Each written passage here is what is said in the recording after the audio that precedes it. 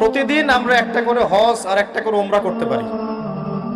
প্রতিদিন একটা করে হজ একটা করে ওমরা করা সম্ভব। বলতে পারেন ভাই কিভাবে? এই হাদিসটা শুনুন। আল্লাহর নবী মুহাম্মদ সাল্লাল্লাহু আলাইহি ওয়াসাল্লাম বলেছেন, আমি এবারও সবগুলো বলতে গেলে অনেক সময় যাবে, খুব সংক্ষিপ্ত করে বলছি। যে ব্যক্তি ফজরের নামাজ জামাতের সাথে পড়ে, বলেন আমার সাথে, যে ব্যক্তি ফজরের নামাজ জামাতের সাথে পড়ে, এরপর সালাম ফিরানোর পরে ওই জায়গায় বসে থাকে, সালাম ফিরানোর পর ওখানেই বসে থাকে, বসে বসে আল্লাহ পাকের জিকির আজগার তাসবিহ তাহলিল করতে থাকে।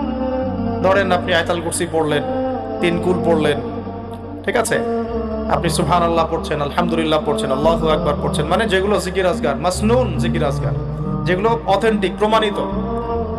প্রয়োজনে বসে কোরআন তেলাওয়াত করলেন, কিছুক্ষণ আল্লাহর কাছে দোয়া করলেন, এভাবেও হতে পারে। এভাবে করার পর সূর্য উঠে গেল। ধরেন জামাত আপনাদের এখানে কয়টায় হয়? হ্যাঁ, 5:50 বা 55 এরকম না? সূর্যোদয় তো হচ্ছে এখন প্রায় 6:30 কি 40-এর দিকে। ধরেন 7টা পর্যন্ত আপনি জিকির আজগার করলেন, নামাজ ধরলেন, ধরে সকাল 7টা পর্যন্ত ওইখানেই আপনি আছেন মসজিদে, জিকির আজগার করছেন, তাসবিহ তাহলিল করছেন, কোরআন তেলাওয়াত করছেন, একটু দোয়া করছেন, ঠিক আছে, এই সময়টা কাজে লাগালেন। সূর্য উঠে গেল, ওঠার পরে আপনি মাত্র 2 রাকাত নামাজ পড়লেন। এই নামাজটাকে বলে ইশরাকের নামাজ। কিসের নামাজ? ইশরাক।